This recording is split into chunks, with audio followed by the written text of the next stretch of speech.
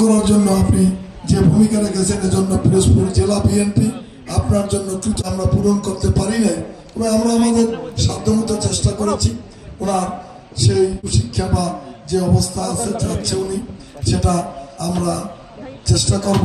এবং এ কারণে আপনাদেরকে পিরোজপুর জেলার বিএনপির পক্ষ থেকে ধন্যবাদ জানিয়ে আমার বক্তব্য আমি শেষ করছি। যে কোনো সমস্যায় আপনি তাদের কাছে আছেন এবং আপনি আপনার দায়িত্ব বা বিএনপিকে সুসংগঠিত করার জন্য এবং দলের যারা নিবেদিত কর্মী তাদেরকে মানুষের মহাসচিব ও আমরা বিএনপি পরিবারের প্রধান উপদেষ্টা অ্যাডভোকেট রুহুল কবির রিজভী, আমরা বিএনপি পরিবারের আহ্বায়ক আতিকুর রহমান রুমন, আমরা বিএনপি পরিবারের সদস্য সচিব কৃষিবিদ মিঠুন, অন্যতম সদস্য জনাব তারেক রহমান স্যারের পক্ষ থেকে শুভেচ্ছা উপহার তুলে দিচ্ছেন আমাদের প্রিয় মানুষ। জি স্যার, এ পর্যায়ে আজকে নিচে যাবেন, জেলা বিএনপির তালিকার বাইরে আছে নিচে যাবেন। আর আমরা বিএনপির সদস্য যারা আছে তারা মাস্ক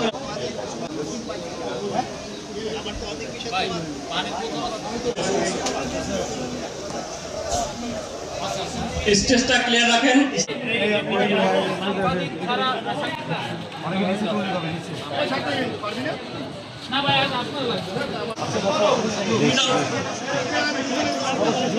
সাংবাদিক ব্যতীত জেলা বিএনপির তালিকার যে যারা আছেন যাতে করে আমরা জনাব মোতালেব আকনের, আমরা তো স্থানীয় কেউ নই, তো আমরা পিরোজপুর জেলা করছে যারা আছে রুবেল আমিন মোহন, আপনারা ভাই বসে যাবেন, ভাই মাঝখানে বসে যান। আমাদের ওনাকে পাবো, কিন্তু উনি সাড়া দিয়েছেন উনি আসবেন। সাংবাদিক বন্ধুরা ছাড়া আর আমরা বিএনপি পরিবারের এই লাইটটাকে অফ করে দাও। نور سنين وهذا البلد الأمين لقد خلقنا ثم رددناه أسفل سافلين إلا الذين آمنوا وعملوا فما يكذبك بعد بالدين أليس الله العظيم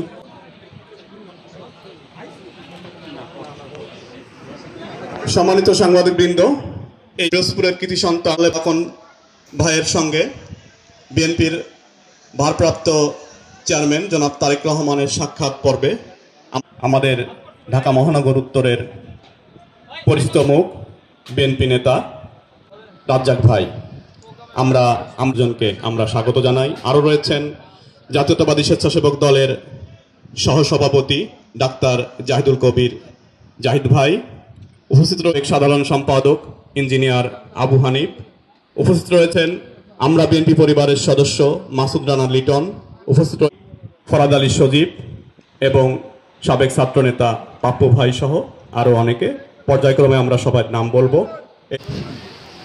এ পর্যায়ে পিরোজপুর জেলা বিএনপির সুযোগ্য সদস্য সচিব সাইদুল ইসলাম কিসমত ভাই, আরও যারা উপস্থিত রয়েছেন পিরোজপুর জেলা বিএনপি এবং শিক্ষিত একজন মানুষ, গ্রামে বাস করলেও অত্যন্ত শিক্ষা সচেতন মানুষ মোতালেব আকন্দ, এর সাথে জেলা বিএনপির নেতৃবৃন্দ নজরুল ভাই, আলমগীর, কিসমত সহ আমরা বিএনপি পরিবারের যারা উপদেষ্টারা আছেন সবাইকে ধন্যবাদ জানাচ্ছি। আমার কিছু কথা নেই, আমরা চেয়ারম্যান মহোদয়েরই কথা শুনব।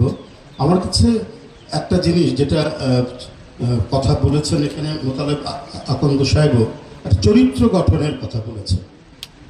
আমি এখানে উপস্থিত যুবদল, ছাত্রদল, বিএনপির অঙ্গ সংগঠন, বিএনপির নেতৃবৃন্দ যারা রয়েছে তাদের সবাইকে আমি অনুরোধ করব, গতকাল চেয়ারম্যান মহোদয়ের একটি বক্তব্য তিনি রেখেছেন প্রথম পর্বে প্রায় ৪৫ মিনিট, পৌনে ১ ঘন্টা, কোথাও একবার অনেক কথা বলেছেন রাষ্ট্র চালানো নিয়ে, বিভিন্ন রাজনৈতিক দল সম্পর্কে, কোথাও শেখ হাসিনার নাম তিনি উচ্চারণ করেননি। তিনি এখন একটি রাজনৈতিক দল আমাদের খুব সমালোচনা করছে এবং নানা ধরনের কর্মকাণ্ডের করে আমাদেরকে বিভিন্নভাবে সমালোচনা করে যাচ্ছে, তাই সেই সংগঠনটির নামও তিনি উল্লেখ করেন। চরিত্র গঠনের এটা একটা বড় দিক আমরা এই বক্তব্যের মধ্যে থেকে শিখব। এটা এই দেশে ব্যতিক্রমী একটি ঘটনা। আমরা এর আগেও দেখেছি, ফ্যাসিবাদের আমলে দেখেছি, এমনকি বিদেশি অতিথিদের সামনেও দেশের বিরোধী দল নিয়ে আজে বাজে নোংরা কথা বলা হতো। এটা আপনারা প্রত্যেকেই জানেন। কিন্তু আমার কাছে এটা মনে হয়েছে, আমরা বিস্মিত হয়েছি যে কালকে ভারপ্রাপ্ত চেয়ারম্যান বহুদিন পর, প্রায় 15-16 বছর পর তিনি একটি আন্তর্জাতিক গণমাধ্যমে সাক্ষাৎকার দিয়েছেন। সেই সাক্ষাৎকারে একবারও রাজনৈতিক প্রতিপক্ষদের নাম তিনি ধরেন। এটাই হচ্ছে চরিত্র গঠনের একটি বিষয়। আমরা এখান থেকে শিখব যে আমরা সমালোচনা করব আমরা আমাদের রাজনৈতিক প্রতিপক্ষদের, কিন্তু সেটারও একটা লিমিট থাকবে, সেখানেও একটা সৌজন্য বোধ থাকবে। এটা উন্নততর গণতান্ত্রিক বিশ্বে আমরা সেটি দেখেছি। অথচ এখন যদিও অনেক ধস নামছে, অনেক অধঃপতন নামছে, আমরা গণতান্ত্রিক অনেক দেশেরই আমরা অনেক বিষয়ে সমালোচনা করি। আমাদের ধরুন পার্শ্ববর্তী দেশ, আমরা আমাদের নদীর পানির ন্যায্য হিস্সা নিয়ে, আমাদের সীমান্তে রক্তপাত ঘটনা নিয়ে, তারপরে আরও নানা ইস্যুতে আমরা আমাদের অনেক সমালোচনা আছে, আমরা সমালোচনা করি। কিন্তু তাদের ইন্টারনাল ডেমোক্রেসি, সেখানে নিয়মিত আপনার নির্বাচন এবং তাদের জুডিশিয়ারি, এগুলো দিয়ে আবার আমরা বিভিন্ন চায়ের টেবিলে আমরা গল্পও করি, আমরা প্রশংসাও করি। কিন্তু এখন আমরা দেখছি যে সেখানেও এক ধরনের অধঃপতন নামছে, যে বাংলাদেশের এক প্রধান উপদেষ্টার মানে মুখমণ্ডল দিয়ে সেখানে অসুরের মূর্তি করা হচ্ছে। এইটা কিন্তু আগে আমরা কখনো দেখিনি। যেখানে কত গুণীজনের জন্ম হয়েছে, মহাত্মা গান্ধী, রবীন্দ্রনাথ ঠাকুর এবং পদার্থবিজ্ঞানী কয়েকজন সেখানে নোবেল প্রাইজ পেয়েছে, অর্থনীতিবিদ কয়েকজন নোবেল প্রাইজ পেয়েছে, এত গুণীজনের জন্ম সে দেশে। কিন্তু সেখানেও আমরা দেখছি অধঃপতনের ধারা শুরু হয়েছে। কিন্তু আমরা আত্মবিশ্বাসে বলিয়ান হচ্ছি যে আমরা আমাদের যে নেতৃত্ব, যিনি নেতৃত্ব দিচ্ছেন এবং দিয়ে আসছেন, শুধু মানে অনেকদিন ধরেই তিনি দিচ্ছেন এবং প্রত্যক্ষভাবে দেখছেন 2018 সালের পর থেকে তাকে একটা সংগ্রামের নেতৃত্ব দিতে হয়েছে, এখন পুনর্গঠনের নেতৃত্ব দিতে হয়েছে। এবং অনেকে নানা বিষয়ে নানা দিক থেকে সমালোচনা করার পরেও সেটাকে তিনি অত্যন্ত সংযত ভাষায় সেটার উত্তর দিয়ে তিনি তার রাজনীতিকে এগিয়ে নিয়ে যাচ্ছেন।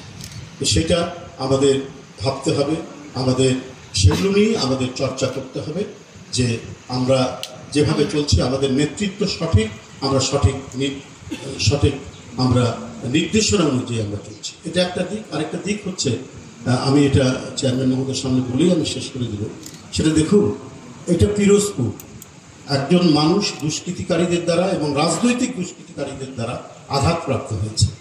তিনি বরিশাল মেডিকেল কলেজ, পিরোজপুর, কোথাও তার যে আঘাত, সেই আঘাত অনুযায়ী উপযুক্ত তিনি চিকিৎসা পাননি। তিনি ঢাকা মেডিকেলে গেছেন, সেখানে উপযুক্ত চিকিৎসা পাননি, ইবনে সিনায় গেছেন। আমাদের যাওয়ার কথা ছিল, সেই মুহূর্তে আমি এবং মহাসচিব দুজনই গ্রেপ্তার হয়ে গেছেন, মানে যাওয়ার পথেই আমরা গ্রেপ্তার হয়ে গেছি। তো আমি এখানে একটা জিনিস আমার মনে হয়েছে যে কদিন আগে আমি একটা পরিসংখ্যান দেখলাম, স্ট্যাটিস্টিক্স দেখলাম। সেটা হলো যে বাংলাদেশে যত হাসপাতাল, সেই হাসপাতালগুলোতে 40 লক্ষ মানুষ হাসপাতালের মেঝেতে ট্রিটমেন্ট নিতে হবে, একেবারে মেঝেতে। এবং ঢাকা মেডিকেল কলেজে আপনার প্রতিদিন গড়ে 2000 মেঝেতে ট্রিটমেন্ট নেয়। ভারপ্রাপ্ত চেয়ারম্যান মহোদয়ের 31 দফার যে অঙ্গীকার, সেখানে শিক্ষা, স্বাস্থ্য নিয়ে যে কথাগুলো বলা হয়েছে, আমাদের আগামী বাংলাদেশ হবে তাঁর যে স্বপ্ন, সেই স্বপ্ন বাস্তবায়নের, সেখানে কোনো মেঝেতে ট্রিটমেন্ট হবে না। সত্যিকার অর্থে আমাদের মানে এই বাংলাদেশ একটা আধুনিক বাংলাদেশ এবং প্রত্যেকটি মানুষের শিক্ষা, বাসস্থান, চিকিৎসা, এই মৌলিক চাহিদাগুলো নিশ্চিত হবে। এটা আমাদের দৃঢ় বিশ্বাস। এই জন্যই হচ্ছে তার রাজনৈতিক চিন্তা, তার রাজনৈতিক আচরণ এবং তার রাজনৈতিক বক্তব্যের মধ্যে দিয়ে যে সঠিক নির্দেশনাগুলো আসছে, তার মধ্যে দিয়ে এটা প্রমাণিত হয়। এখন যে কথাটি সর্বশেষ এখানে আকন্দ সাহেবও বলেছেন এবং যেটার আগ্রহ প্রকাশ করেছেন ভারপ্রাপ্ত চেয়ারম্যান, যে সবকে ঐক্যবদ্ধ হয়ে আগামী নির্বাচন এবং আরও যে সমস্ত কাজ আছে সেগুলো আমাদেরকে অতিক্রম করতে হবে অত্যন্ত সাফল্যের সাথে। ধন্যবাদ সবাই। ধন্যবাদ। এবং